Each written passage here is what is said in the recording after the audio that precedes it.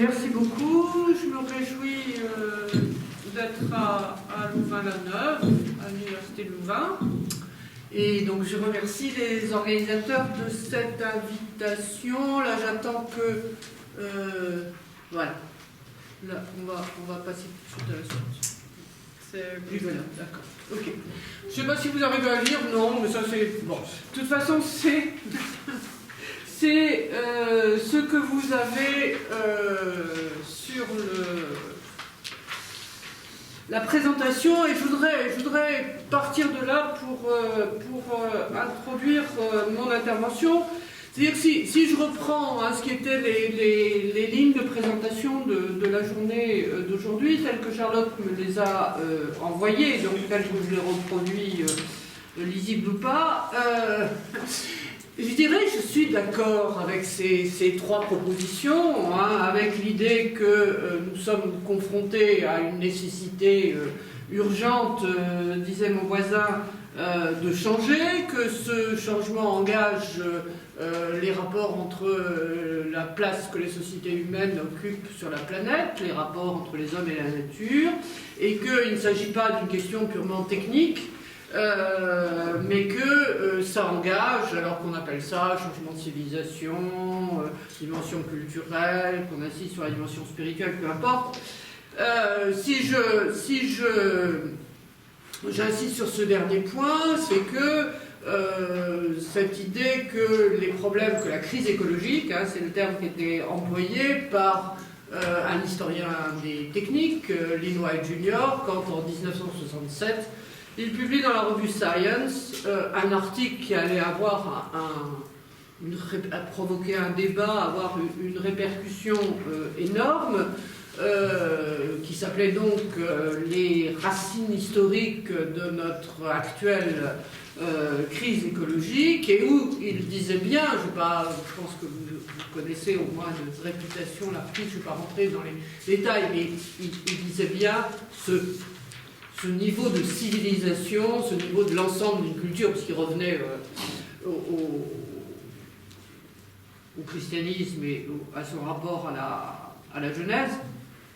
Et donc, de ce point de vue-là, il répondait, on peut dire, à la question de Charlotte, en disant bon, que la philosophie était engagée dans le problème écologique, au sens où ça atteignait un niveau d'ensemble qu'il est traditionnellement, je vais y revenir, de la tâche des philosophes d'appréhender. Donc si on en reste là, si on en reste aux trois paragraphes d'introduction, à la référence que ça fait à un des articles qui lance la réflexion sur la crise écologique, on pourrait dire que les choses sont relativement simples, c'est-à-dire qu'il s'agit de déterminer dans un travail une tâche qui, plus la question est vaste, plus ce travail est nécessairement multi ou interdisciplinaire, de situer la place de la philosophie, avec toutes les difficultés que ça présente. Mais disons, si on en restait là, entre nous, ça serait relativement simple. C'est-à-dire que je suppose que tous ceux d'entre vous qui êtes là, vous êtes en gros d'accord. Bien sûr, si on revient sur chaque phrase, on va trouver des choses à dire, mais vous êtes d'accord avec le diagnostic qui est fait dans les trois paragraphes qu'il y avait là.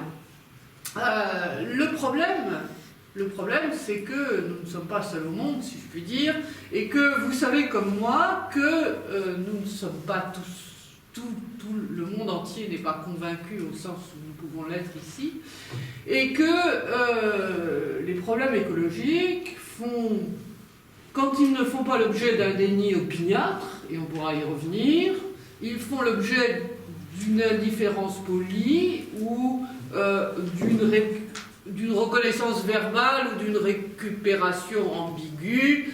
Bon, on peut se dire, et je le dis en tant que Française, que si le président Hollande se montre si intéressé par la COP21, c'est peut-être pas qu'il a en vue de prendre des mesures contraignantes pour lutter contre le changement climatique, mais qu'il espère remonter son quinquennat et peut-être assurer sa réélection après ça. Donc, nous savons aussi que, au niveau philosophique également, hein, Charlotte faisait allusion à l'investissement de quelques philosophes dans cette question, mais ils sont rares. Et là aussi, sur le plan philosophique, les questions environnementales, on est passé, je dirais, on a quitté le moment de la publication je reste dans le domaine francophone, le moment de la publication du livre de Luc Ferry et de l'hostilité déclarée, hein, tout simplement parce que le fascisme dont il nous menaçait, on ne l'a pas vu vraiment se concrétiser, mais on est passé à quelque chose qui est entre l'indifférence polie, l'ignorance ou la sectorisation. Donc, de ce point de vue-là, je pense que, à la question effectivement difficile qu'a posée Charlotte, la réponse n'est pas tout simplement embarquons-nous dans la transition climatique, la transition écologique. Je pense que les philosophes conservent un rôle qu'ils ont pu jouer de lanceurs d'alerte aussi, et qu'il ne s'agit pas simplement de prendre sa place dans la division du travail entre ceux qui essaient de s'engager dans la transition, mais il s'agit aussi de continuer à attirer l'attention sur la crise, ou ce qu'on appelle comme tel, et je vais y revenir, à continuer à essayer de convaincre l'opinion publique à ces différents niveaux de l'importance de la chose. Et de ce point de vue-là, d'où le titre de mon intervention, je pense que là, les philosophes se sont en gros engagés dans deux directions. La première, c'est celle, bon je répète, White Junior n'était pas philosophe, mais son article fait un travail de philosophe par l'ampleur qu'il prend. C'est la question justement de la crise, ou d'autres noms qu'on lui donne, c'est-à-dire de déterminer la place dans le temps, la situation. Alors je ne vais pas me lancer dans l'épocalité heideggerienne, mais donc il s'agit de situer les questions écologiques dans une perspective de philosophie de l'histoire, et que ce soit toujours cette tâche de caractérisation historique qui soit en jeu, c'est, je pense, que montre l'arrivée du terme d'anthropocène, sur lequel je reviendrai aussi. Donc il y a eu une première approche autour du rapport des problèmes écologiques à la modernité, de leur place dans le temps, qui est une approche en termes de philosophie de l'histoire, je répète, qui me semble avoir été inaugurée, entre autres, par, je reviendrai à Canguilhem après, par l'article de Lynn White Jr. Et puis, c'est à la fois parallèle et successif dans le temps. Au bout d'un moment, les lanceurs d'alerte ayant fait d'une certaine façon leur travail, la question qui se pose est une autre question, et elle revient aussi avec insistance, qui n'est pas à quelle époque de l'histoire en sommes-nous, comment caractériser la période dans laquelle nous nous trouvons, mais la question est pourquoi ne faisons-nous rien, ou si peu? Répondre à la question de pourquoi est-ce que depuis Kyoto, soit le protocole de Kyoto n'a pas été ratifié, soit les mesures n'ont pas été prises. Bon. Pourquoi ne fait-on rien, hein? Pourquoi, alors qu'on sait ce qui se passe, est-ce qu'on en fait si peu? Et à ce moment-là, la question devient une question de philosophie de l'action. Comment inciter à agir? Comment agir?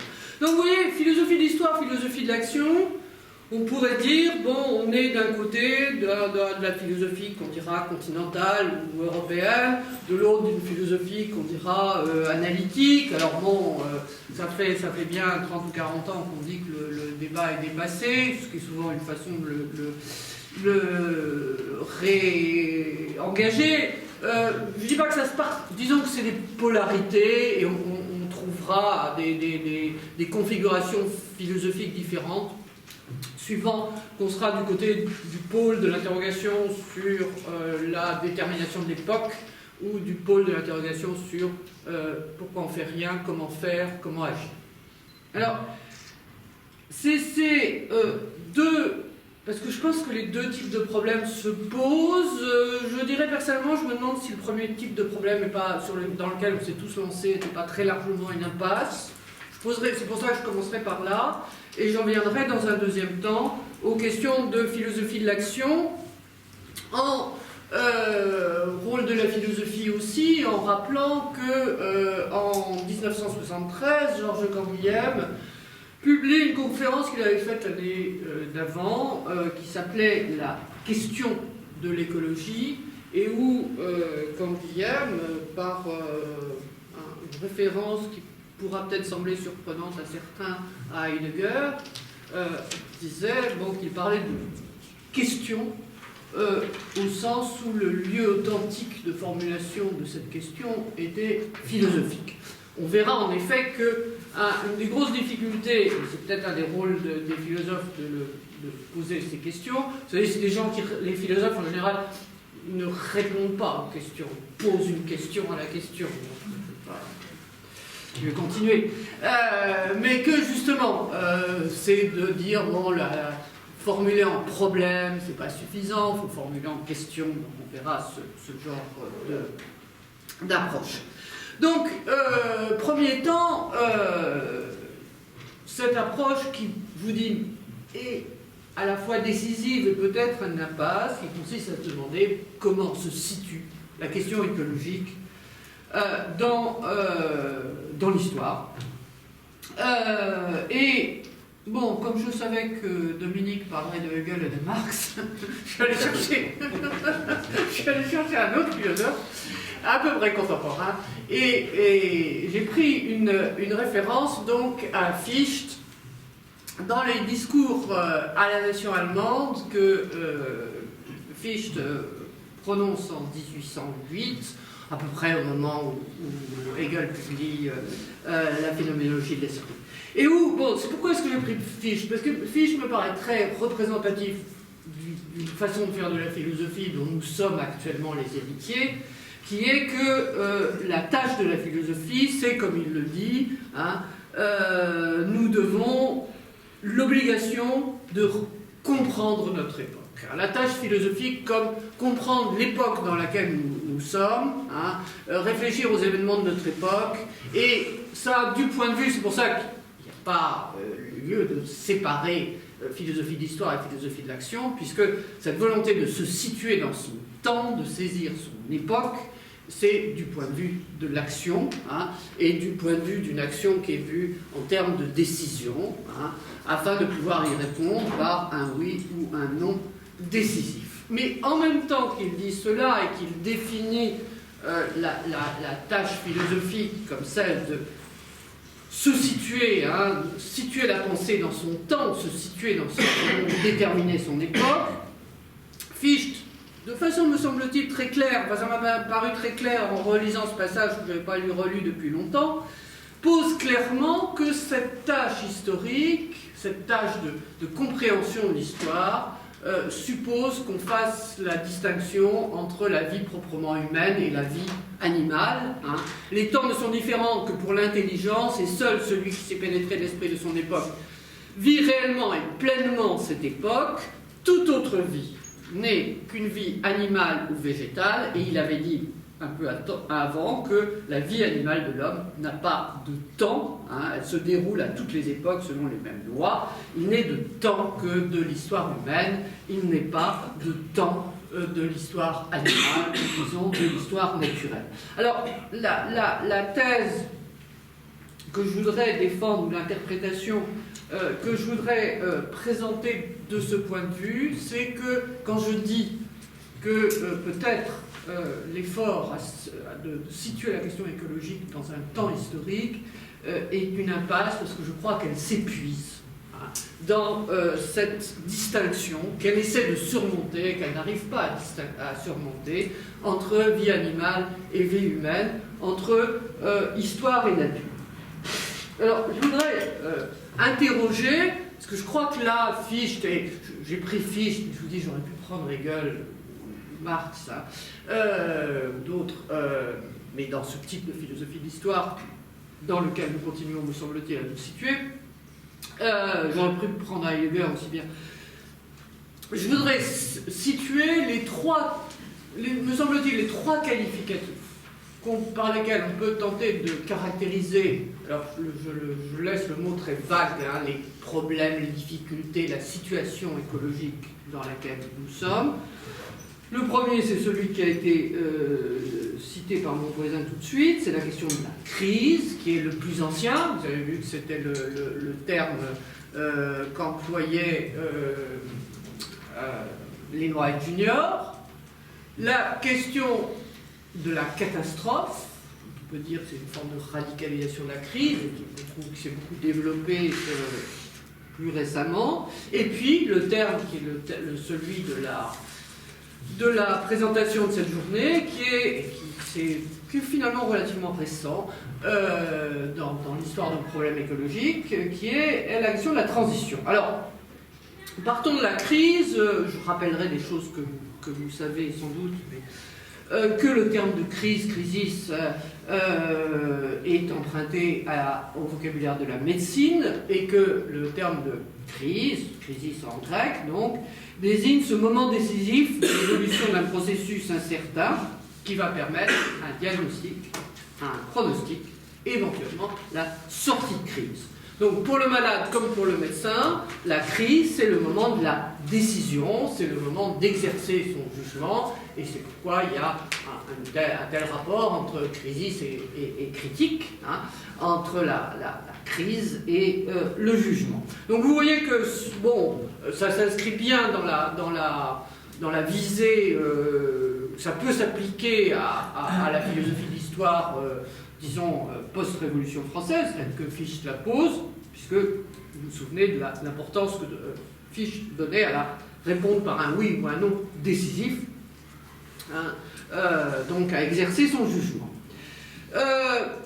Je renvoie aussi, de ce point de vue-là, au livre qu'avait fait paraître Myriam Revaud-Dallon, La crise sans fin, où qui est paru en 2012, hein, donc il y a assez peu de temps, où Myriam Revaud-Dallon, revenant sur la question de la crise, en prenant l'origine non seulement grecque, non seulement dans la médecine, mais très vite ça métaphorise en dehors du domaine de la médecine, mais que Myriam Revaud-Dallon faisait ressortir que la différence entre l'usage dans l'Antiquité du terme crise et l'usage moderne, c'est que, alors que l'usage du terme de crise est limité, même dans le domaine politique humain, des affaires humaines, quand on sort de la médecine, est limité, sectorisé, ce qui caractérise l'époque moderne, et elle se référait à un passage connu de Rousseau, c'est que la crise est sans fin. Hein. Et elle citait donc ce passage très connu de Rousseau dans Émile, hein, nous approchons de l'état de crise et du siècle des révolutions. Donc de ce point de vue-là, on peut dire que quand on reproche au terme de crise appliqué à l'environnement d'impliquer qu'il y aurait une issue possible, on voit que la façon de l'usage moderne du terme de crise répond à cette question. Il y a des crises sans fin, hein, et de ce point de vue-là, on pourrait continuer à parler de crise à propos de la crise écologique. Non, je crois, bon, si j'essaie d'appliquer mon hypothèse, hein, que le problème, c'est l'incapacité à surmonter la dualité, le partage très fort que Fichte, représentatif d'une époque, fait entre vie animale et vie humaine, entre nature et société. Quand on regarde, je fais référence là à un ouvrage également relativement récent, à un collectif paru en 2006 aux éditions Quay, intitulé Temps et espace des crises de l'environnement, qui est une sorte d'étude de l'usage du terme crise dans le domaine environnemental. Qu'est-ce qu'on peut en retirer sur l'usage de ce terme quand on parle de crise dans le domaine environnemental? Je dirais quels sont sectorielle, que certes, alors il y a toute une discussion dans le livre pour savoir si on peut parler de crise purement naturelle. Généralement, on parle de crise quand ça engage le rapport d'humain, de société humaine avec la nature. Donc on se met à l'interface nature-société, mais je pense que fondamentalement, on ne le remet pas en cause et que tant qu'on parle de crise, on conserve une certaine distinction, alors ça demanderait à être précisé, mais bon, on ne brouille pas complètement les frontières entre le naturel et le social. Alors que, me semble-t-il aussi, c'est au contraire ça qu'apporte la notion de catastrophe. Comment on passe de la crise à la catastrophe? Donc disons des années 60 aux années 80, 90. Bon, le vocabulaire de la catastrophe, là aussi je résume des points qu'on pourrait développer. Alors, déjà, si vous voulez, qu'on peut distinguer la crise de l'accident en ce que la crise a une durée plus longue que le simple accident, on pourra dire que la catastrophe a une durée plus longue. Surtout, ce qu'apporte la catastrophe, c'est la globalisation. La crise, je vous ai dit, elle est sectorielle, elle est locale. On commence à parler de catastrophe dès qu'il s'agit de la Terre entière et sur une durée très longue. On peut donner comme point de départ le rapport Meadows de 1972 qui déclenche l'article de Canguilhem, par exemple, qui est déclenché par le rapport Meadows, donc qui déclenche toute une série de rapports, d'articles. Bon.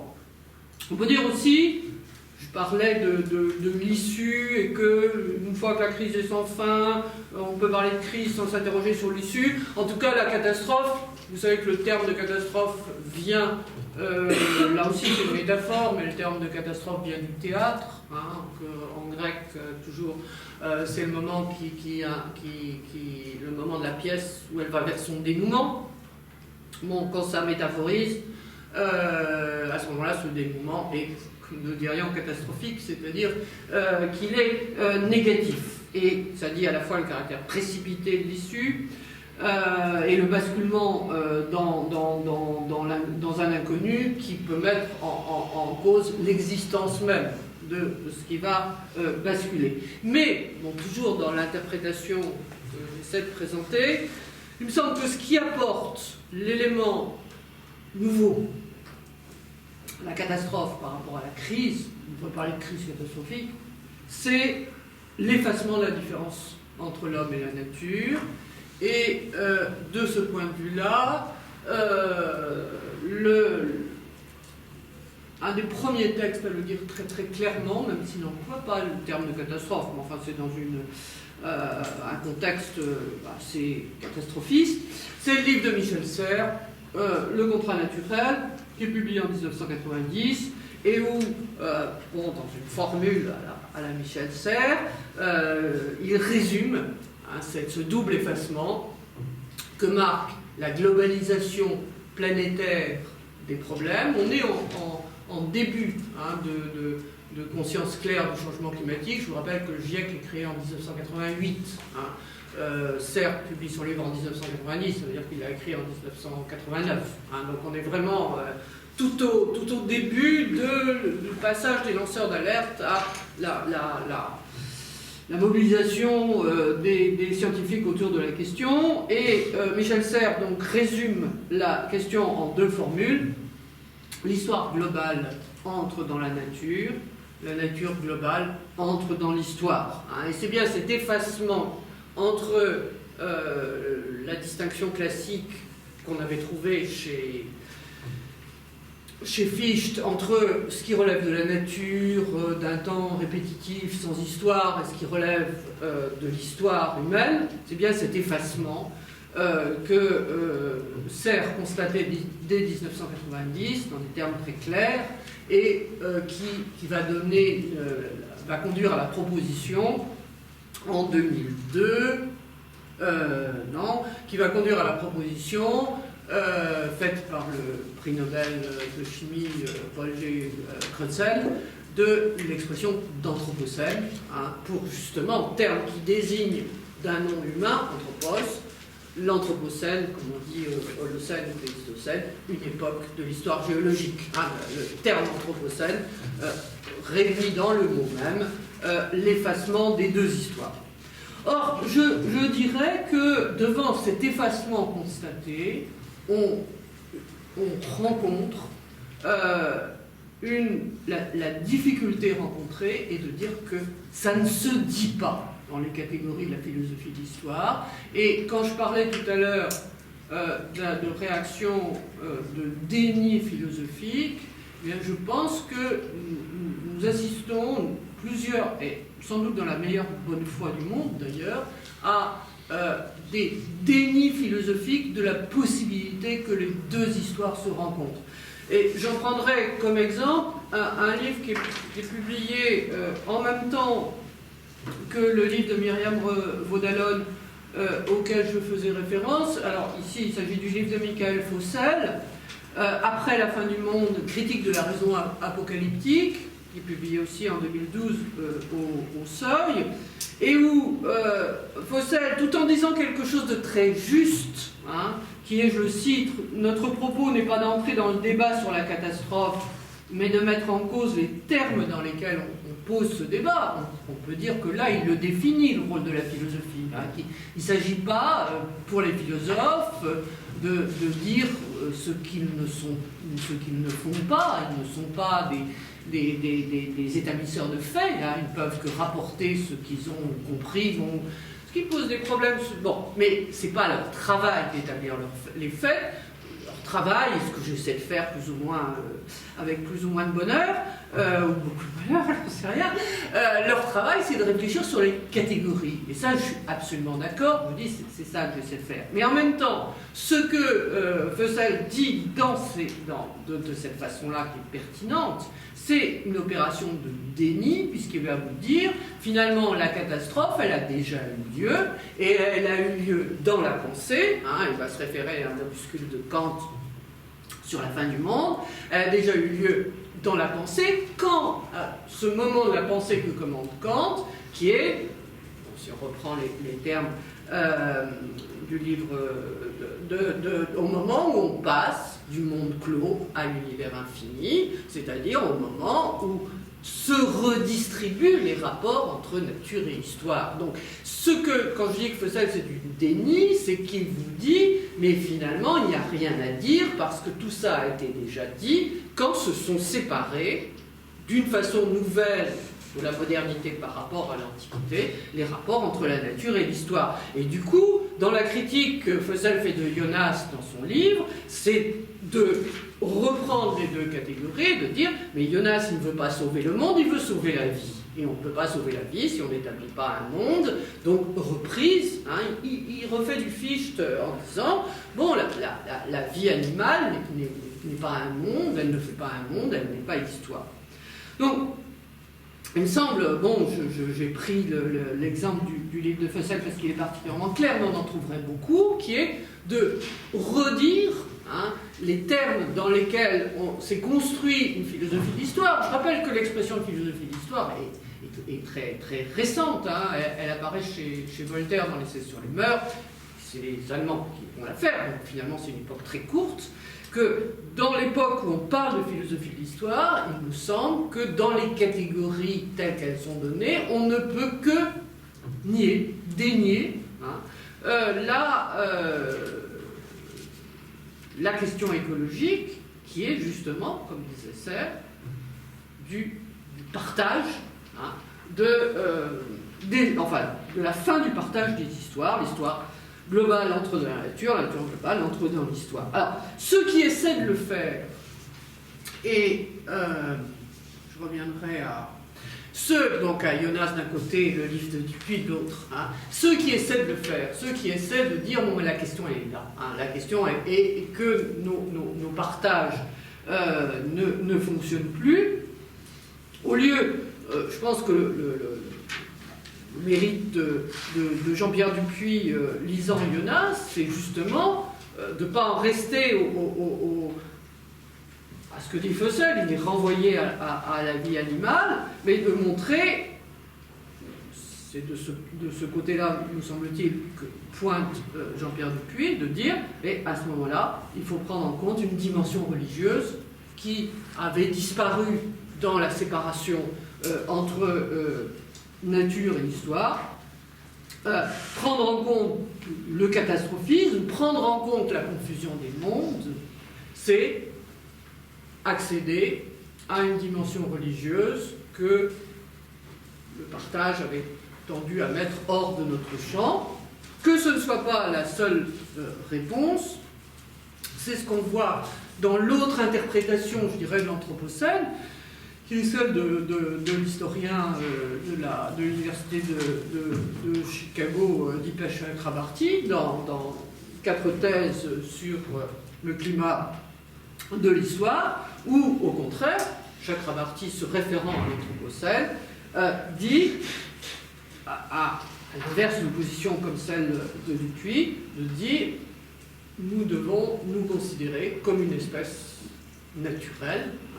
Nous devons, l'unité de l'espèce humaine, elle est dans sa naturalité, elle n'est pas dans son histoire. Dans les deux cas, qu'il s'agisse de Dupuy ou qu'il s'agisse d'une reprise en main d'un niveau religieux ou qu'il s'agisse au contraire d'une naturalisation, ce qui me semble échapper à une solution comme à l'autre, c'est la question de la politique.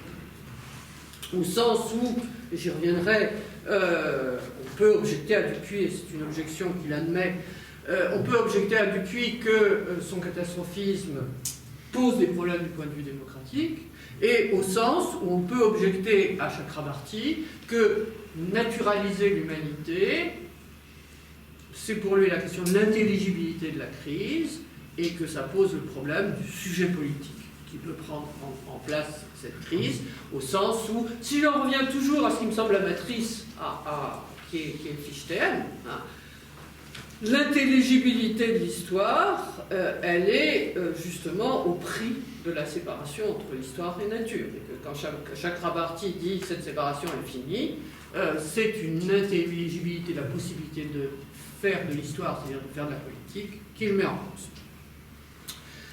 Donc on peut dire que de ce point de vue-là, c'est en ce sens que je vous disais, je me demande si on ne s'est pas engagé dans une impasse en allant à tout prix, en s'insérant dans des catégories qui finalement sont récentes, qui sont celles de la philosophie de l'histoire qui se met en place entre la fin du XVIIIe siècle et le début du XIXe siècle. On ne se met pas dans une situation impossible, que soit d'aller escalader vers les fondements, soit, enfin, cherchez plus, non, mais métaphore, soit d'aller creuser vers les fondements, soit simplement de naturaliser.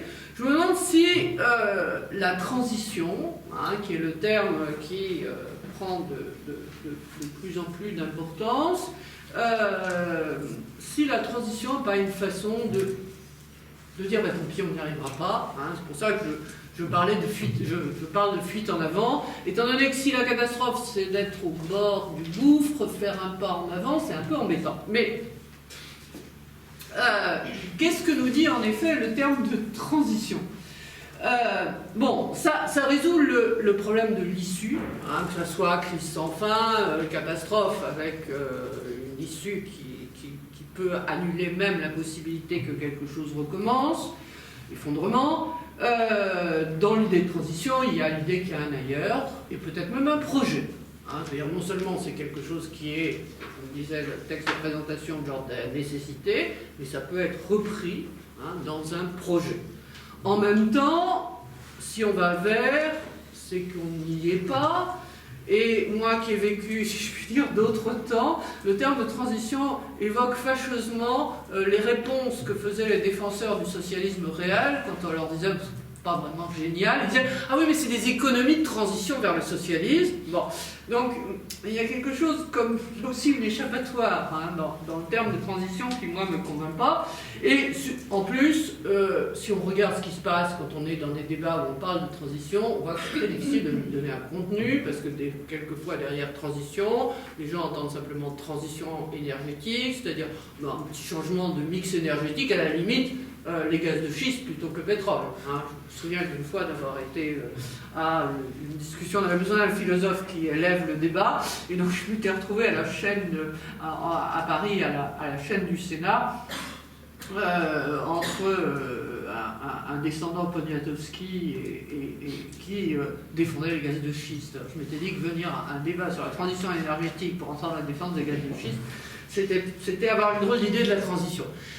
Donc le contenu n'en est pas fixé, et je retiendrai simplement, je pense, de l'idée de transition, et ça me fera justement une transition vers ma deuxième partie, je retiendrai l'idée que on veut aller de l'avant, on veut continuer à travailler, même si les problèmes métaphysiques de philosophie de l'histoire sont très loin d'être résolus. Donc, venons-en au deuxième type qu'ont les philosophes d'aborder la question, qui est d'aborder en termes de philosophie de l'action. Donc, je rappelle le contexte rapidement. Donc, je dis à partir de 1960, bon, livre de Rachel Carson, toute une série de livres du même type, de Lynn White Jr., on a toute une série de lanceurs d'alerte qui sont essentiellement des scientifiques. Et à partir de là, va se mettre en place ce travail scientifique dont le GIEC, je vais y revenir, bon, mais il y en a d'autres, hein, est l'exemple d'une mise au travail des scientifiques sur un ensemble de questions écologiques. Et à ce moment-là aussi, la remarque première, celle qui termine les conférences quand on fait des présentations un peu entre guillemets grand public, c'est de dire oui, mais alors on fait quoi? On fait quoi parce qu'on fait rien, hein. Alors que faire, hein, quand on ne fait rien ou qu'on ne fait pas assez, et que en fait les choses vont s'aggraver. Donc à ce moment-là, la question va être, et là aussi on peut dire que Jean-Pierre Dupuy l'a assez bien résumé en disant bon, dit Jean-Pierre Dupuy, le problème n'est pas que nous ne savons pas, le problème est que nous n'y croyons pas.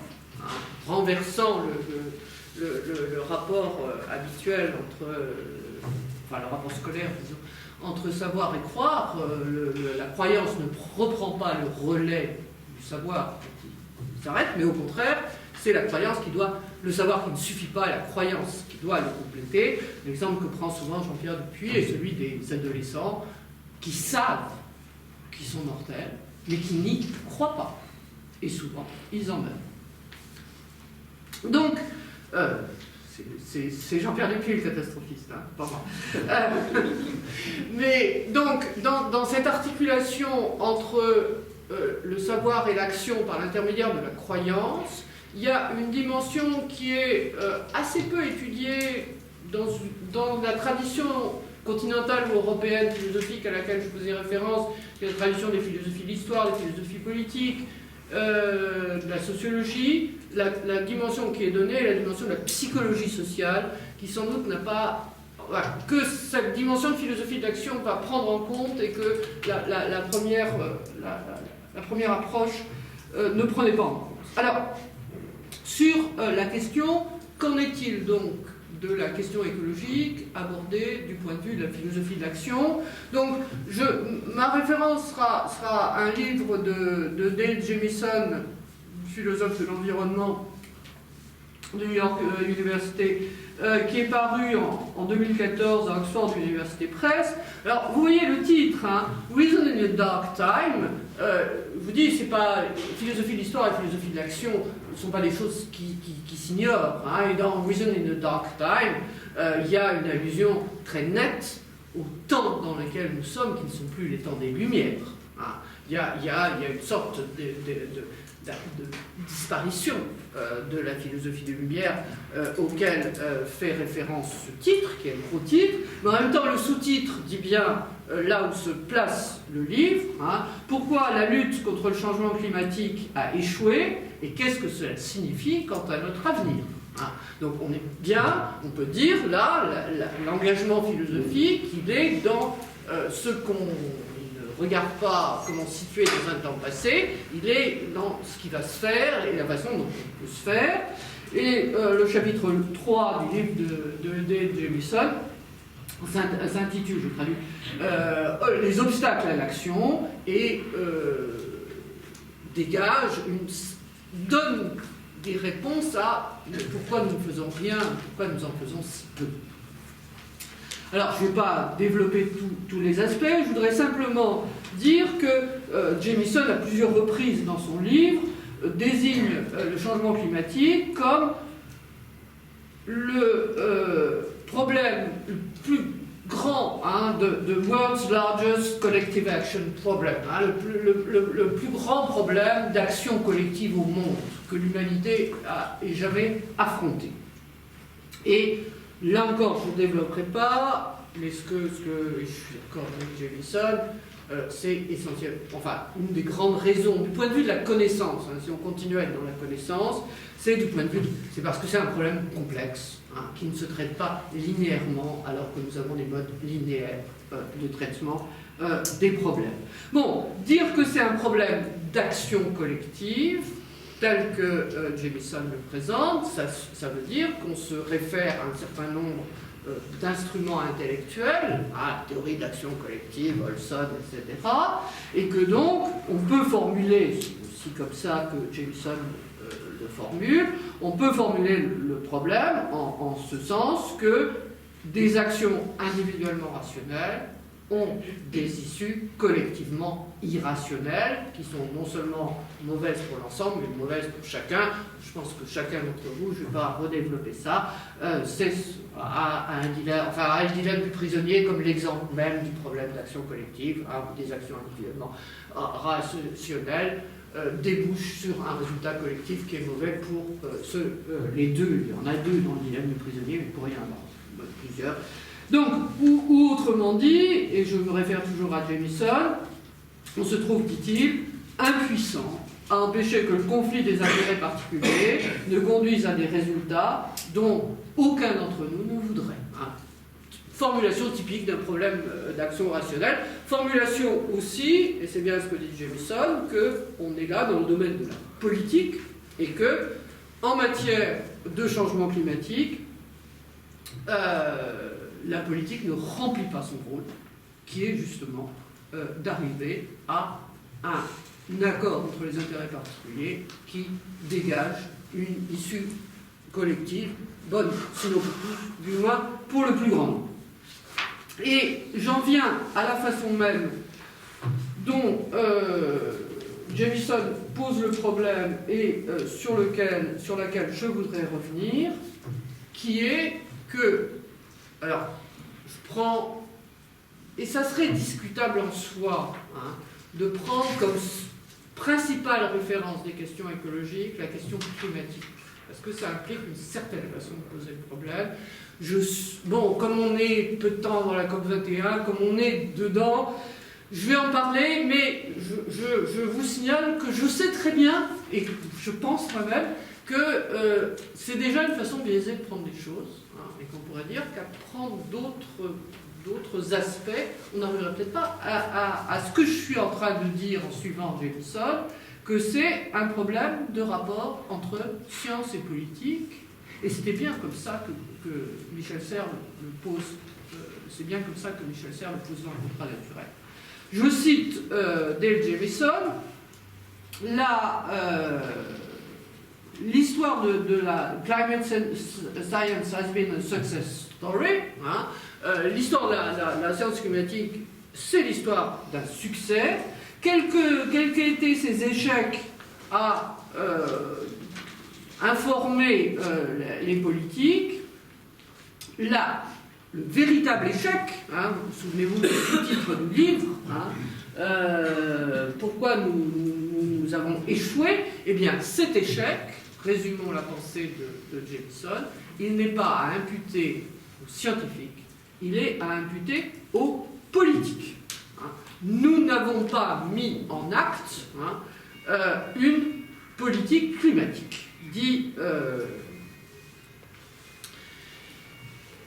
Dale Jamieson, et j'enchaînerai en en citant, il le fait lui-même d'ailleurs, ce que Al Gore a dit à sa remise de prix Nobel en 2007, hein, vous savez, quand Al Gore et le GIEC ont eu le prix Nobel, bon, après le film d'Al Gore, et puis après les travaux du GIEC, Al Gore a déclaré la chose suivante que vous pouvez lire, hein, nous avons besoin de résoudre la crise climatique, ce n'est pas une question politique, c'est une question morale, nous avons tout ce qu'il faut pour démarrer, ce qui nous manque peut-être, c'est la volonté d'agir, c'est une ressource renouvelable, renouvelons-la.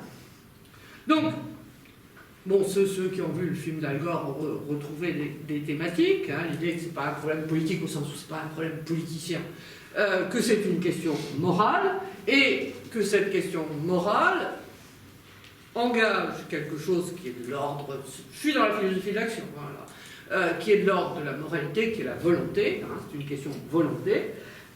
Et là, on tombe effectivement sur un problème philosophique classique, hein, que les philosophes dans la salle connaissent, hein, qu'on désigne techniquement sous le terme d'acrasie. Traduit, je reviendrai à la façon dont on peut le traduire, traduit comme faiblesse de la volonté ou faiblesse de volonté, et dont la formule prise en vide est je vois le bien, je l'approuve et je fais le mal. Et on pourrait dire, ben, voilà, c'est ça la question climatique. Je sais ce qui va se passer, je sais ce qu'il faut faire, et je le fais pas. Bon.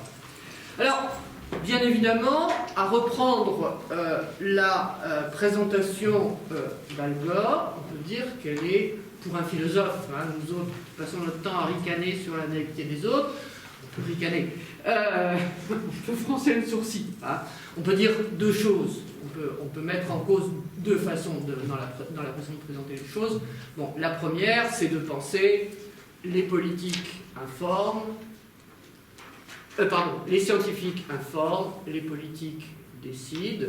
Or, bon, je renvoie aux travaux d'Amy Dahan, Stéphane Elkoud, qui montrent bien que, et tous les travaux de Science Today, qui montrent bien que les scientifiques ne sont pas hors société et que la façon d'élaborer les problèmes, elle est socialement marquée, hein, et que donc il n'y a pas le scientifique pur d'un côté et le social pur de l'autre. Ça serait retombé dans la dichotomie que je mettais en cause dès le départ, mais que l'élaboration scientifique est déjà une élaboration sociale. Première question.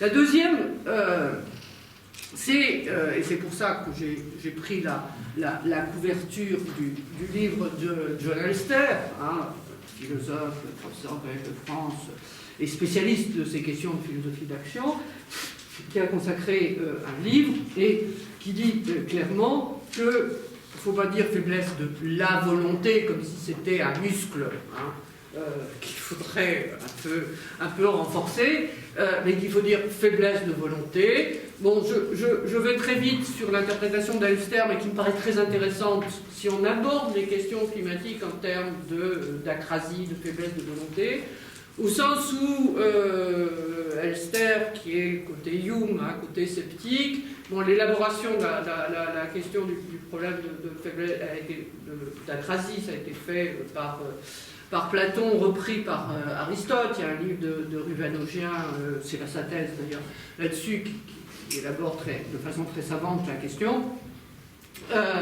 C'est de se poser la question de agir, hein, on traduit dans les termes actuels, l'acrasie comme agir contre son meilleur jugement. Hein, bon, ce que dit Elster, c'est, au fond, on n'en sait rien.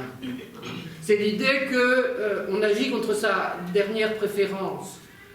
Elster dit, au fond, on ne sait pas si ça s'est jamais passé, et on ne sait pas si, à la dernière minute, il n'y a pas une autre préférence qui est venue. C'est l'histoire de l'alcoolique, hein, qui sait qu'il ne doit pas boire, que ça lui fera du mal, puis un petit dernier. Bon, il n'agit peut-être pas contre son meilleur jugement, peut-être qu'il a eu un autre jugement. Et tout le travail d'Elster est justement, et je pense que c'est extrêmement intéressant, pour étudier pourquoi on fait rien? Quelles sont, et si on pense qu'on est dans une action complexe, quelles sont dans la multiplicité des raisons d'agir, celles qui, à la dernière minute, fait qu'on ne prend pas, comme dit Jamieson, on n'agit pas, on ne met pas en œuvre une politique climatique. Et ça permet de formuler une hypothèse, enfin une interprétation différente de, non pas on n'agit pas, mais on ne veut pas agir. C'est-à-dire la première réponse que je donnerai à la question que je vais poser, c'est pas on sait qu'on devrait le faire, alors là c'est les gouvernements, on sait qu'on devrait le faire, ils savent qu'on devrait le faire, ils ne le font pas, c'est plutôt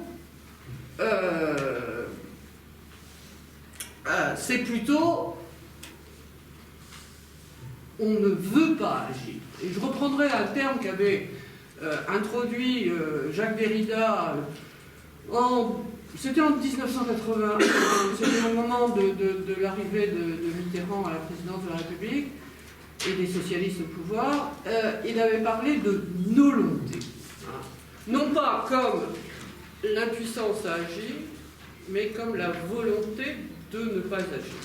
Et si on regarde, j'ai mis la couverture du livre de Conway Oresque, Merchants of Doubt, si on regarde, et je faisais tout à l'heure référence au déni très, très organisé de la crise climatique, donc toute cette question, comme vous savez, est maintenant très, très bien argumentée. On sait que ce sont des stratégies délibérées d'instiller du doute pour empêcher d'agir. À ce moment-là, on peut se dire que tout ce travail du déni dont a parlé Clive Hamilton, le philosophe australien, entre autres choses dans ce livre qui a été traduit en français, il s'agit, ce que Clive Hamilton appelle du déni actif, il s'agit d'avoir des raisons de ne pas agir. Il ne s'agit pas de dire que sous la pression des événements, on n'agit pas. Non, on ne veut pas agir. C'est plutôt de la volonté que de la crasie. Bon, là aussi, il faudrait développer. Alors, ça, c'est du côté des gouvernements, dans tentative d'explication. On a des raisons de ne pas agir plutôt qu'on n'agit pas. Il y a ce que Clive Hamilton appelle le déni passif, qui est ceux des opinions publiques. Alors là aussi, ça demanderait une étude très, très différenciée. Ce qui se passe sur le continent américain, pas la même chose qui se passe en Europe, et c'est différencié suivant les pays. Mais disons le fait que, il y a toujours autre chose. Là aussi, on pourrait raisonner en termes de changement de préférence. Peut-être que le chômage est plus important, le terrorisme est plus important, donc il y a des préférences et que le changement climatique n'est pas en tête des urgences. Alors, pour expliquer ce que Clive Hamilton appelle déni passif, il fait allusion à une étude d'un psychosociologue, Joseph Festinger, ou Festinger, je ne sais pas comment on prononce, paru en 1957 et qui a introduit le terme de dissonance cognitive. On entend par dissonance cognitive ce qui se passe quand, confronté à un fait, on préfère nier le fait que ses croyances. L'exemple, Festinger était infiltré dans une secte qui attendait la fin du monde. La fin du monde n'a pas eu lieu, et au lieu de dire on s'est trompé, la secte a dit que l'être supérieur avec lequel ils étaient en relation leur avait dit qu'ils avaient été si bien qu'il avait décidé de suspendre la fin du monde. Donc, exemple de dissonance cognitive, on tient à ses croyances, on maintient ses croyances, plutôt que d'accepter les faits. Alors, c'est ce type de choses que Jamieson désigne comme dark time, c'est-à-dire un moment où alors, les croyances au sens traditionnel ont plus d'importance que des vérités factuelles, des vérités établies suivant des procédures contrôlables. Toujours est-il, et j'approche de ma conclusion, qui bien évidemment, d'ailleurs vous voyez il n'y en a pas, n'en sera pas une, je voudrais simplement dire que déni actif, les gouvernements se cherchent des raisons de ne pas agir. pas sont incapables d'infiltrer. Déni passif. On préfère ne pas être attentif à quelque chose qui remet en cause l'ensemble de nos croyances. Il me semble que dans les deux cas, ça laisse de côté le problème sur lequel je voudrais terminer, simplement pour le poser, que j'ai posé, me semble-t-il, dès le début, qui est la question politique. Si vous voulez... Bon, je pense que le diagnostic de Jamieson, success story pour le GIEC, échec pour les politiques, c'est une façon qui peut être reprise. Hein. Et je signalais que les approches en termes de Science Studies permettent de ne pas donner une sorte de blanc-seing aux scientifiques et de montrer que là aussi, la position des problèmes, elle est déjà là. Bon. Il n'empêche que le problème est politique et que c'est sur ce point que je voudrais envisager, pour terminer, la façon dont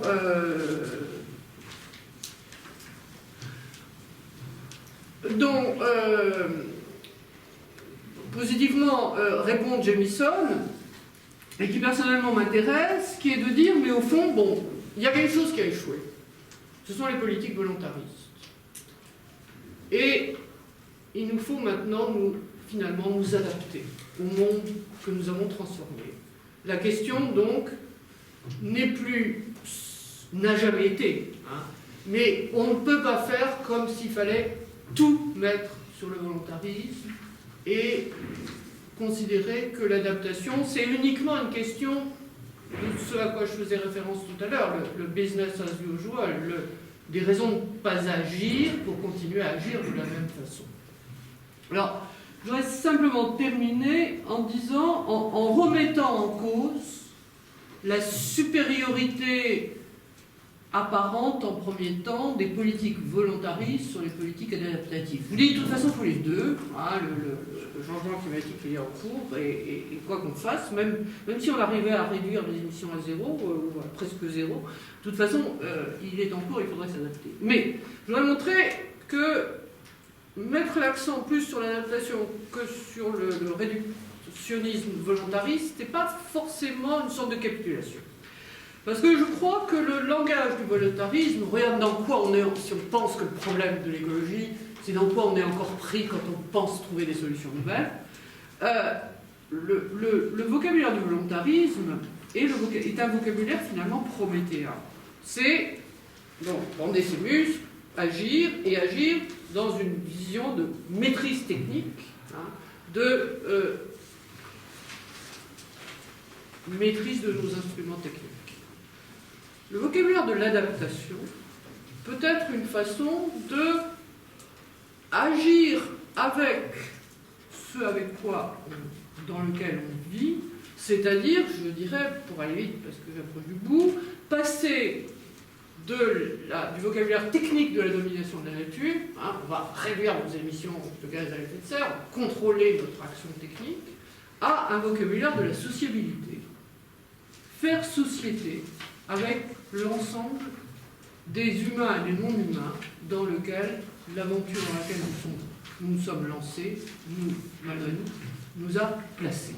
Donc, de ce point de vue-là, on a le changement du vieux vocabulaire prométhéen vers un vocabulaire plus nouveau, qui est, je dirais, le vocabulaire de la sociabilité avec une communauté élargie aux non-humains. En ce sens, on peut dire que le passer à ce vocabulaire de sociabilité permet à une sortie vers la démocratie, et c'est pourquoi je terminerai en disant, à la question qu'est-ce qu'il faut faire, c'est pas à moi de vous donner la réponse, parce que la réponse, c'est ce que vous faites vous. Et c'est essayer de comprendre ce qui se passe.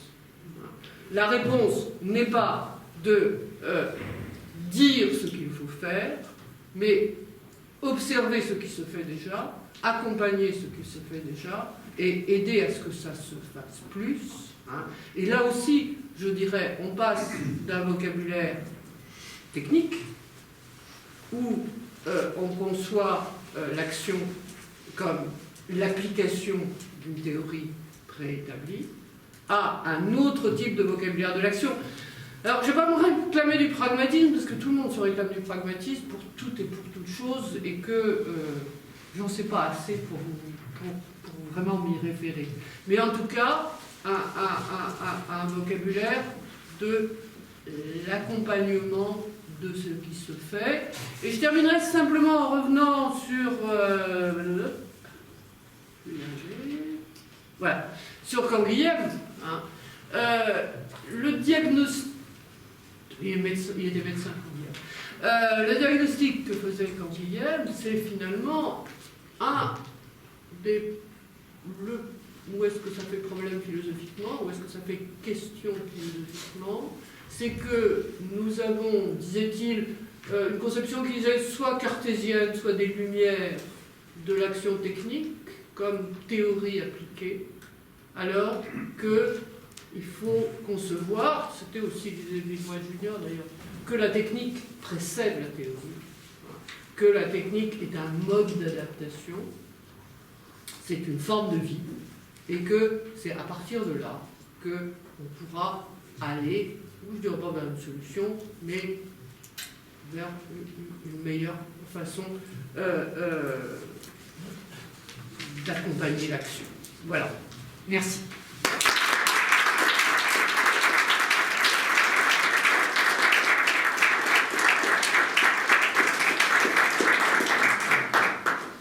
Merci beaucoup pour cet exposé et pour le respect impeccable du timing à la minute près.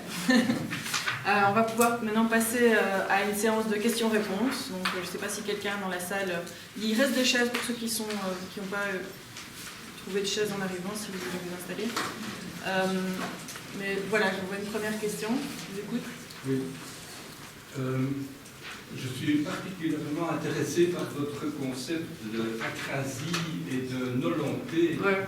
parce que je pense que, en prenant par exemple les travaux de Christian Arnberger Ouais. et Ken Wilber sur les 4 quadrants épistémologiques des questions que nous devons résoudre, il y a celle des lois de la nature, il y a celle des lois du psychisme humain et du comportement du sujet, il y a l'intersubjectivité dans la construction sociale que nous faisons et les lois divines. Et finalement, le gros problème qui se pose en termes anthropologiques, c'est celui que nous ne voulons pas accepter un devoir-être au nom du désir d'être. C'est-à-dire toute la crise que Christopher Lasch aux États-Unis a très bien décrit comme le narcissisme. On ne pense plus qu'à soi, on ne pense plus au monde, et ça implique bien sûr le déluge, puisqu'on sait que ça ne pourra pas continuer. Mais est-ce que la vraie question anthropologique n'est pas celle que vous posez, justement, celle d'aborder la question de notre humanité refusant ce devoir-être, parce que ce sont les limites de la loi de la nature? Je ne sais pas si je peux prendre la question au niveau de généralité où vous vous placez. J'ai tendance à toujours essayer de spécifier un peu plus les choses, mais comment est-ce que je peux...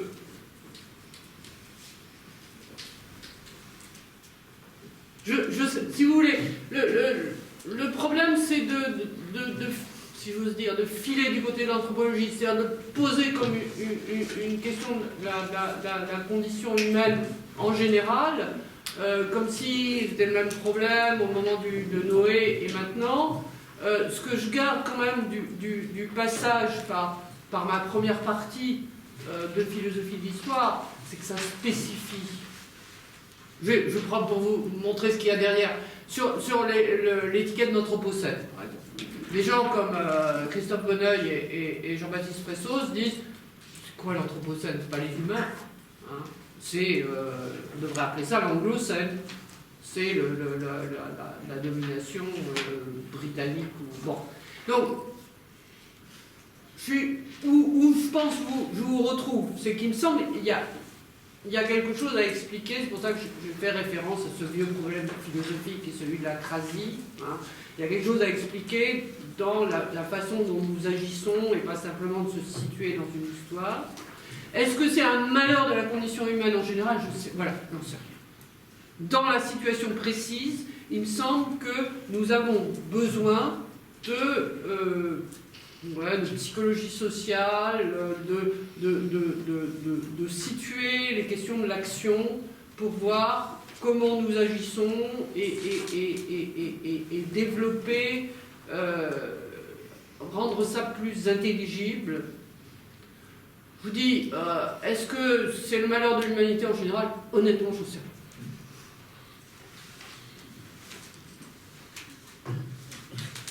Catherine, sur l'opposition de Jamison entre l'échec des politiques et le succès des scientifiques, on peut quand même bougrement nuancer.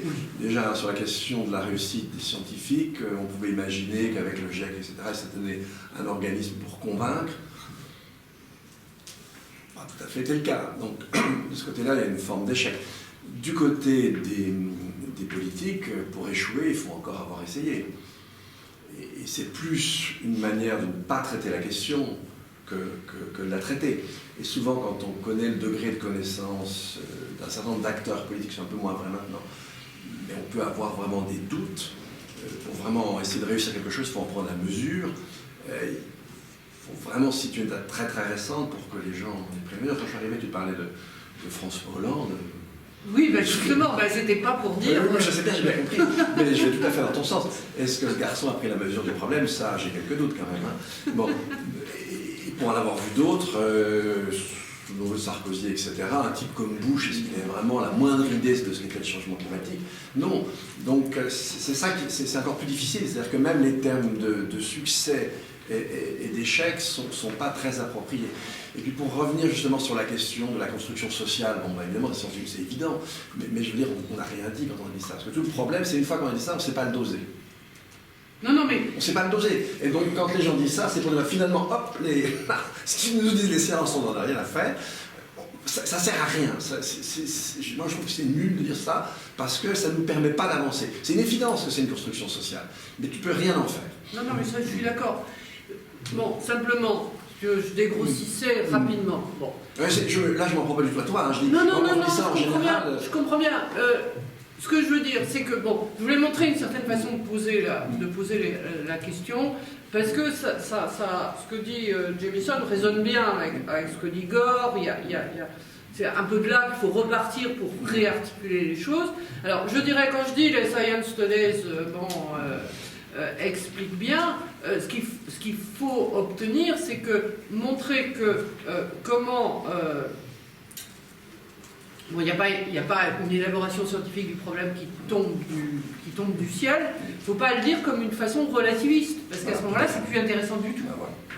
Et moi, c'est pour ça que je travaillerai plus sur...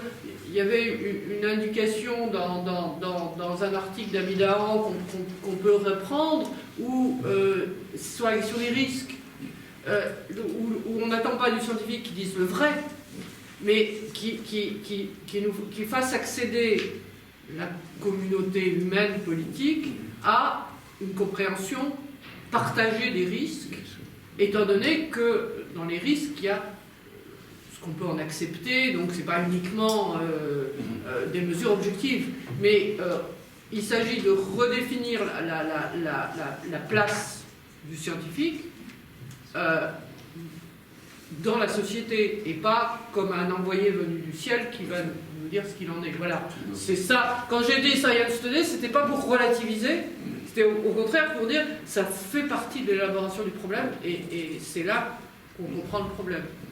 Et pour dire, bon, c'est aussi là-dessus, c'est-à-dire, c'est pas uniquement un problème homme-nature, c'est un problème scientifique et politique, tout à fait. On est d'accord là-dessus.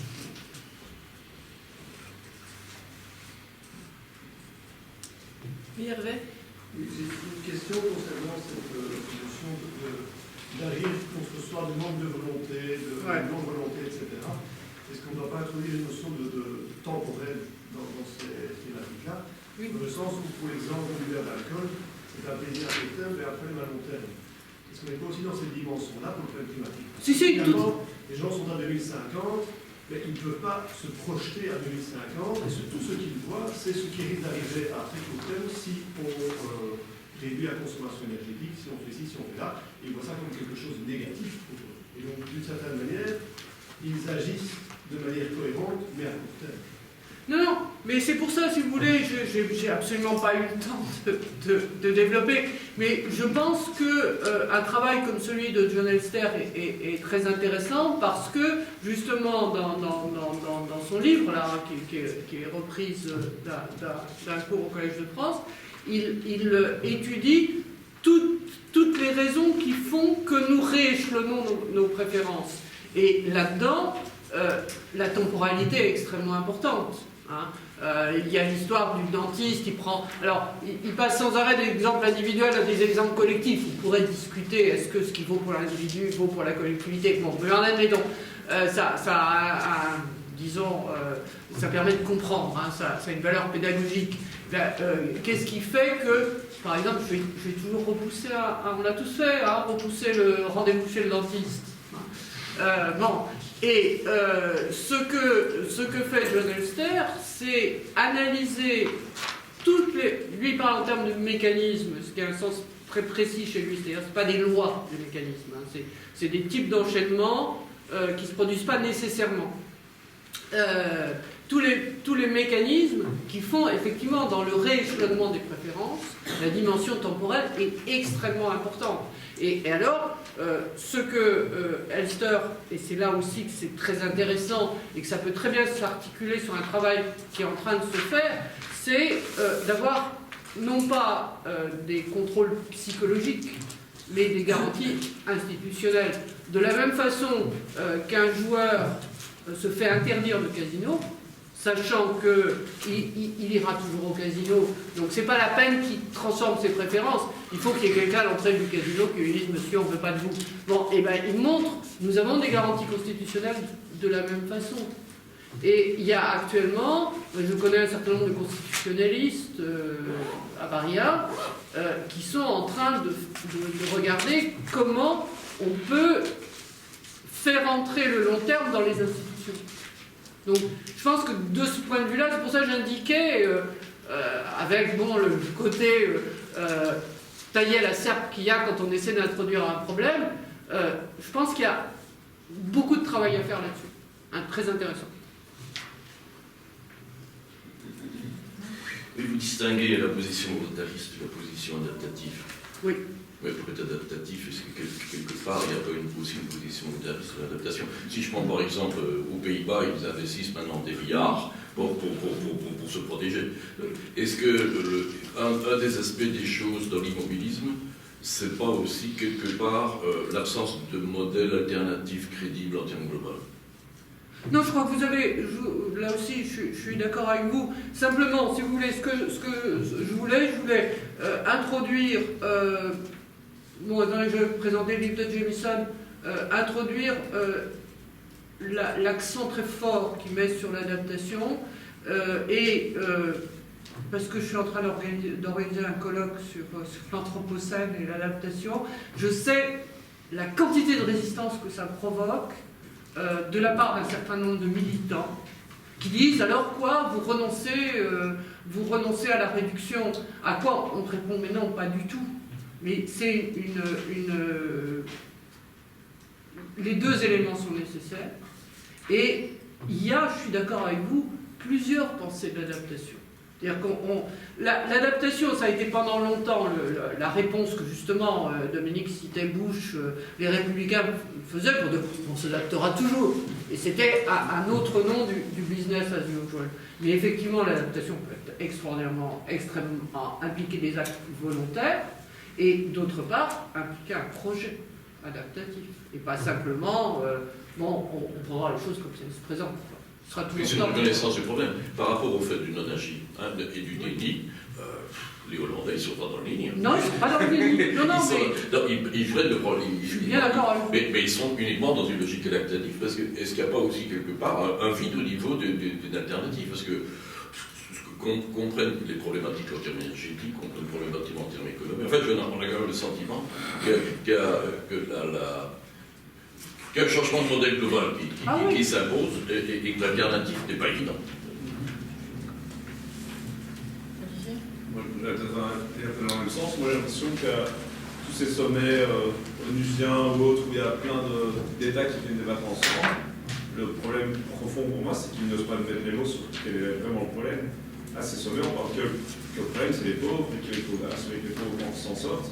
Mais on ne parle jamais des problèmes d'extrême richesse. Et le climat, c'est effectivement lié à ça, c'est lié à la richesse qu'on a aujourd'hui.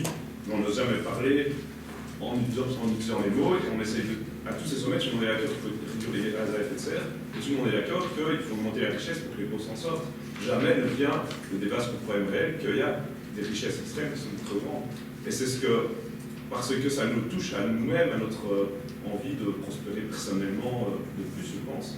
Mais on n'ose pas mettre les mots, on n'ose pas parler de problèmes de croissance, on n'ose pas parler de ces trucs-là au sommet climatique, où par contre c'est un lien direct. Mais on évite ces mots, on évite de dire ce qu'il faut faire pour rester dans les modèles, parce que le langage nous fait peur à ce qu'on porte dans nos rêves profonds. J'ai l'impression qu'il manque de mots parfois, alors que c'est très simple. Mais en gros, je suis d'accord avec vous, à un nous près. Parce que il y a nous, vous et moi, nous tous là, il y a les gouvernements, je suis pas sûr que ce soit le même nous. Ce que je veux dire, on ne peut pas tout attendre des négociations internationales. On ne peut pas attendre des négociations internationales qui tiennent un discours, je dirais pas de Che Guevara, mais un discours contestataire. Je crois que quand je disais, je n'ai pas à vous répondre sur ce qu'il faut faire. Ce que j'ai à faire en tant que philosophe, c'est à essayer de comprendre ce qui se passe et à essayer d'aider à ce que ce qui est bien se généralise et que ce qui n'est pas bien se limite. Je pense qu'on ne peut pas tout attendre des sommets climatiques. Qu'ils fassent leur boulot déjà. Qu'ils fassent leur boulot, que ça ne soit pas Copenhague. Et à ce moment-là, on peut, si on revient à ce que je disais de Hollande, que ce qu'il importe, c'est la fin de son quinquennat et la possibilité de se représenter. Bon, si ça peut aider à ce que ça se passe, que les choses se passent bien, mais très bien. Hein. Mais on ne va pas attendre de Hollande ou d'Obama ou de je ne sais pas qui disent nous les riches, nous sommes en train d'exploiter les pauvres. Alors, si nous, vous, moi, pouvons dire ça, disons-le. Et disons-le au niveau où ça aura un impact. Il me semble qu'il faut tenir compte de la pluralité des niveaux de langage et on ne peut pas attendre d'un sommet de chef d'État qui tienne un discours, je ne dirais pas révolutionnaire, mais beaucoup plus contestataire qu'ils ne le seront jamais. Tenons-le, nous. Une autre question ? Oui. Juste revenir une minute sur la Hollande, parce que c'est quand même un cas très intéressant. Là, effectivement, on a une véritable volonté d'action, et d'une part, ça s'inscrit dans une continuité historique, enfin, le jeu avec la mer et son niveau, le gain de territoire. D'autre part, c'est un enjeu qui reste le même, quel que soit ce qu'on peut dire sur le changement climatique, qu'on accepte ou non la responsabilité introduite dans l'Igénie, mais peu importe, ça ne change rien. Et puis, comme de mesures qui ne s'imposeraient pas si le changement climatique n'est pas réel. Oui, non, mais je suis en train de faire le climato-scepticisme, loin de moi. Mais je veux dire par là, même à la limite, les gens qui sont climato-sceptiques aujourd'hui nient plus qu'il y a un changement du climat. Ils nient la responsabilité anthropique. Donc, par rapport à un problème comme ça, c'est neutre. Donc c'est une source d'opposition en moins. Et puis là, on est vraiment dans quelque chose de très tangible. Voilà, me semble-t-il, une des raisons pour lesquelles on ne fait rien en matière de climat, et là il y a un économiste expérimentateur qui est pas mal, qui s'appelle Kahneman, qui a aussi bien dégagé ça, c'est parce qu'on est confronté à un problème qui est abstrait, non accessible au sens, qui peut être sujet au doute, et de toute façon dont les deux marges solidaires sont relativement, pense-t-on, loin dans le temps et même parfois dans l'espace. Donc c'est vraiment le type même du problème pour lequel on n'a aucune raison de se mobiliser. Et effectivement, on ne se mobilise pas. Dans le cas de la Hollande, ça rentre vraiment dans toute autre chose. Et là, on voit qu'il y a une certaine forme de mobilisation. Puis alors, en plus, on n'a pas à mobiliser l'international, ils vont être là, pour le coup, dans l'adaptation, mais au sens classique, pas celui qui est indiqué après, où effectivement, on peut difficilement distinguer les deux. Donc là, on a... Et puis ils ont une tradition historique. Oui, puis ils ont une tradition historique. On a vraiment le contre-exemple total. Là, ça marche parce que les conditions pour lesquelles ça ne marche pas ailleurs sont en revanche satisfaites. Je voulais faire une petite remarque à ce propos, parce que moi je travaille beaucoup avec les Néerlandais. Ce sont les champions des nouvelles technologies, des maisons flottantes. Ils savent que leur territoire va être inéluctablement envahi. On voit déjà les dunes qui sont attaquées aux Zwin de chez nous en Belgique. Et donc... Mais en même temps, ils se rendent compte qu'ils doivent contribuer à défendre leur territoire, mais qu'ils sont pris dans une fatalité de ce que les autres ne veulent pas faire pour eux. Et donc, je crois qu'ils sont dans un double mouvement d'autodéfense tout à fait justifié, où ils s'adaptent, mais où le monde leur échappe parce que les autres ne font pas ce qu'il faut pour que le niveau de la mer ne monte pas chez eux.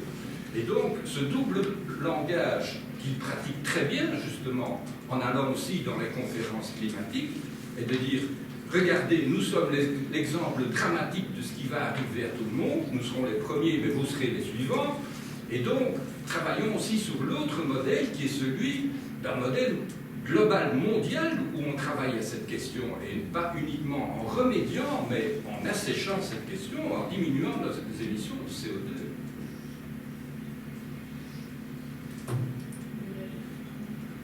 Non, je suis d'accord. Madame Dallaire, Oui. je suis très ignorant dans votre domaine d'expertise. Je vais essayer une provocation, mais peut-être je vais avérer mon ignorance. Alors, à propos de Mon ignorance, c'est souvenir, grande aussi. Hein. ce souvenir fâcheux de certains types de discours socialistes Ouais, que vous avez sur la mentionné. transition, ouais. Ben, si on se met par exemple l'Union soviétique des années 50, à nous convaincus par exemple du caractère scientifique du marxisme, pourrait regretter par exemple que la conduite de la population a déjà retardé à 150 ans l'accomplissement de la révolution et pourrait mobiliser toutes les catégories que dans votre discours vous avez introduit en disant, à parler de dissonance cognitive, c'est-à-dire pourquoi s'ils ont appris à l'école de cette science marxiste, malgré tout, ils agissent contre eux-mêmes. Et alors mobiliser la catégorie d'agir contre soi. Ma question est, est-ce qu'on peut... Ça ne se prête pas finalement ces catégories pour... C'est-à-dire, c'est pas géométrie variable, on ne peut pas l'appliquer plus ou moins selon les intérêts idéologiques de l'autre. C'est-à-dire, ça dépend du nous qui mobilise, encore une fois, ces catégories critiques. Je ne suis pas sûr de voir où vous voulez en venir avec votre question.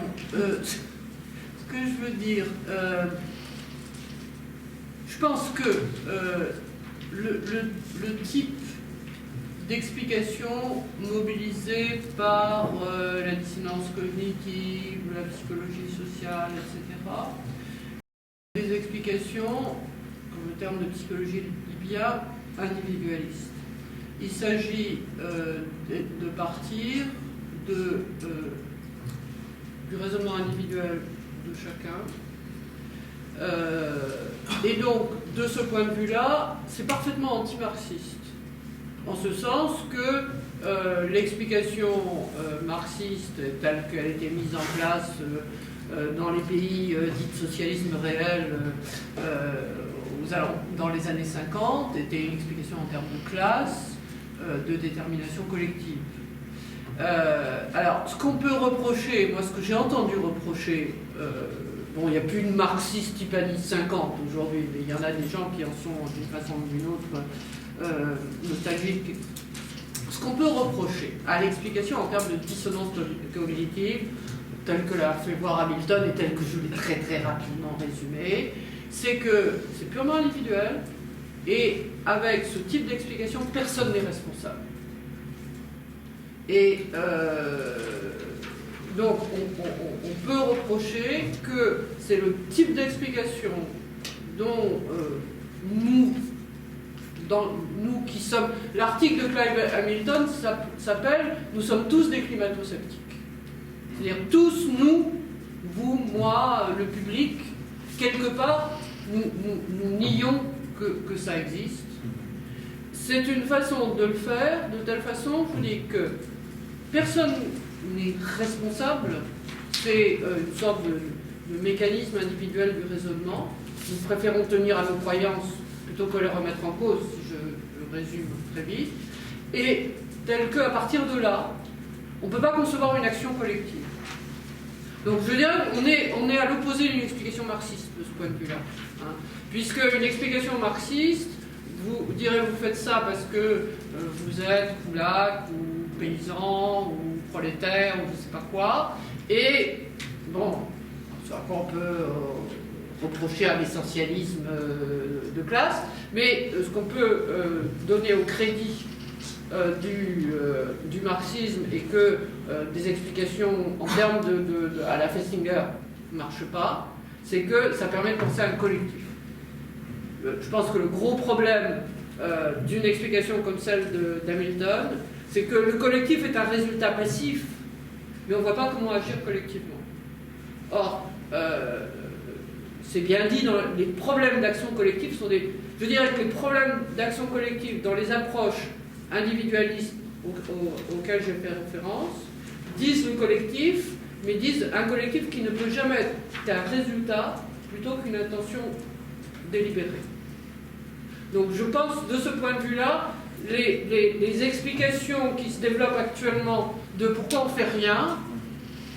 Alors, je pense que la distinction que fait Hamilton entre déni actif et déni passif, elle est intéressante, mais rendent une conception, ce que vous disiez, un projet, rend la formulation d'un projet très difficile, me semble-t-il. Et c'est moi ce que je leur reprocherais. Je voulais vous demander par rapport à cette question de la dissonance cognitive qui me semble intéressante, mais qui explique quand même qu'une partie du phénomène. J'ai l'impression que dans tous les grands changements de société, il y a eu ce phénomène de dissonance cognitive. Par exemple, le procès de Galilée, on pourrait dire que c'est un très bel exemple de dissonance cognitive collective. Ça n'a pas empêché néanmoins la Renaissance d'advenir. Donc, est-ce que vous connaissez des études qui seraient faites sur un processus qui serait l'inverse de la dissonance cognitive, qui serait... on pourrait l'appeler la remise en question, ou je ne sais pas moi, la mise en mouvement grâce à une remise en question des catégories. Oui, comment ça permettrait d'aller dans le sens de la solution plutôt que de réfléchir au fond quels seraient les leviers pour encourager l'inverse de la dissonance cognitive plutôt que... Oui. Je ne sais pas si vous connaissez des ouvrages en psychologie. On devrait. Il y a. Je veux dire, ce genre, moi je ne suis pas très au courant de ce genre de littérature. Hein. De même qu'il y a quantité de livres qui vous expliquent les étapes par lesquelles vous passez dans un deuil, dans un machin comme ça, il y a, ça existe certainement. Comment on en sort? Moi, ce qui m'intéresse chez quelqu'un comme Elster, c'est qu'il ne vous dit pas comment on réarrange bien ses préférences. Il dit comment on se donne des contrôles institutionnels pour agir malgré son absence de volonté. Quoi. Et moi, je ferais plus confiance à une stratégie institutionnelle. C'est ma formation, hein, mais je veux dire, je ne suis pas très psychologie sociale. Je reconnais que je crois que c'est un gros manque, qu'on n'a pas assez travaillé là-dessus, mais ce n'est pas vraiment ma formation. Je sais pas, t'en connais, Dominique, des livres qui expliquent comment changer d'idée? En tout cas, s'il y en a, ils ne sont pas très efficaces, Catherine. Donc, des bouquins de marketing. C'est ça qui est embêtant. C'est efficace, en revanche. C'est ça qui est embêtant. Oui, j'allais dire exactement ça. Il y en a plein de psychologues sociaux ici qui travaillent sur le changement d'attitude. Effectivement, le malheur probablement, c'est que leur recherche pendant un certain temps a été fondée par le marketing, parce que c'est là qu'il y a des sous. Mais les techniques sont les mêmes, mais je voulais revenir sur cette idée.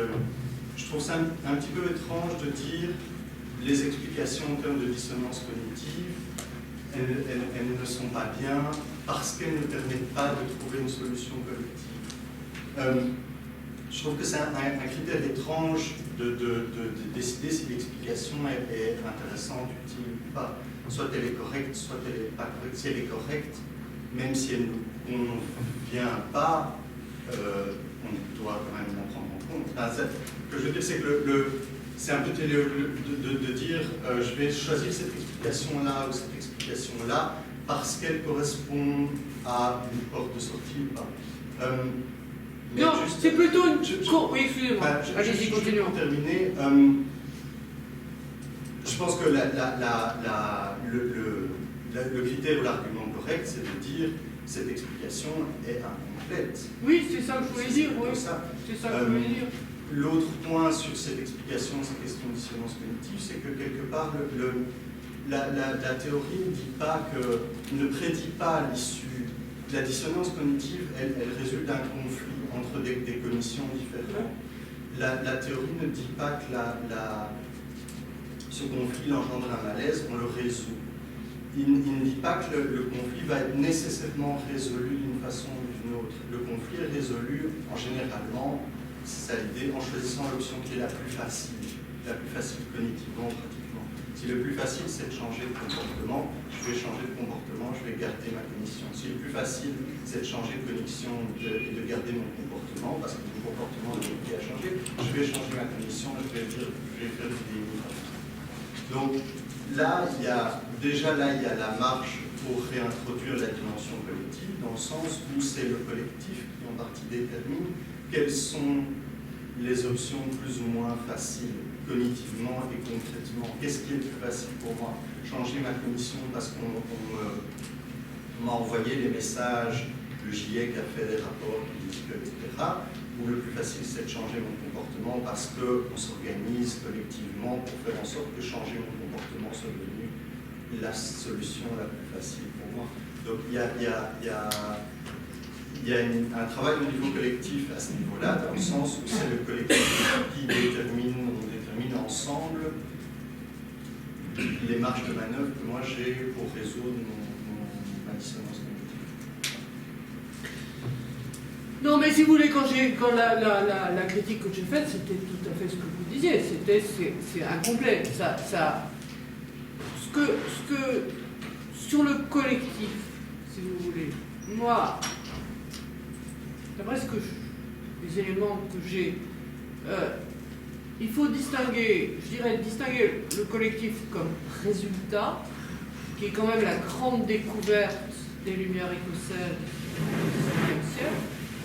Alors bon, j'aurais beaucoup de choses à dire, parce que c'est repris. Hein. Mais l'idée que le collectif est un résultat et non pas une visée, c'est quand même entre, disons, Montesquieu, je le mets dans les Lumières écossaises, entre Montesquieu et Ferguson et Smith et Hume que ça se fait. Hein. Après, bon. Ça, d'une certaine façon, c'est une nouveauté. Hein, bon. Et donc, il me semble qu'actuellement, nous avons un peu à réinventer le collectif comme projet. Parce que moi, ce qui me frappe, quand on voit... bon, c'est pour ça que j'ai pris les formules de Jamison que je trouve d'une grande clarté. Hein, quand il dit c'est un problème d'action collective. Bon, c'est beaucoup un collectif comme résultat. C'est normal dans le type je veux dire, tout ça est issu des Lumières écossaises. Mais ce qui me frappe aussi, quand je lis, et en particulier les Américains, donc, quelle que soit leur position personnelle, sont quand même très formés par ce type de, beaucoup plus que nous autres Européens, par ce type de formation, voilà-t-il pas qui redécouvrent l'État. Hein, on les voit dire, ah ben c'est le travail de l'État. Hein, le collectif existant, c'est l'État. Le problème, c'est qu'en matière de problèmes écologiques, l'État, c'est pas à négliger, mais ça suffit pas. Là, si vous prenez le grand succès de quelqu'un comme Ostrom, comme Elinor Ostrom, qu'est-ce qu'il fait? Bon, moi j'ai un certain nombre d'amis, je suis pas économiste, hein, mais j'ai un certain nombre d'amis économistes qui, bon, économiquement, c'est pas fabuleux ce qu'a dit Ostrom, elle nous apprend pas grand-chose. Oui, Mais là où vous voyez bon, les économistes classiques qui vous disent là où il y a des défaillances légitimes du marché, il faut avoir référence à l'État. Le grand mérite d'Ostrom, c'est qu'elle invente elle invente, au sens où elle découvre un autre type de collectif. Quand je dis il faut regarder ce qui se fait, hein, là où les économistes donneurs d'ordre vous disent ah ben le marché est défaillant, il faut l'État, Ostrom dit ben regardez les communautés de pêcheurs. Et vous voyez, et c'est là que je dis le problème du collectif, c'est pas le collectif comme résultat. Ça, les théories d'action collective, elles savent faire. C'est d'inventer une nouvelle forme de collectif. Voilà.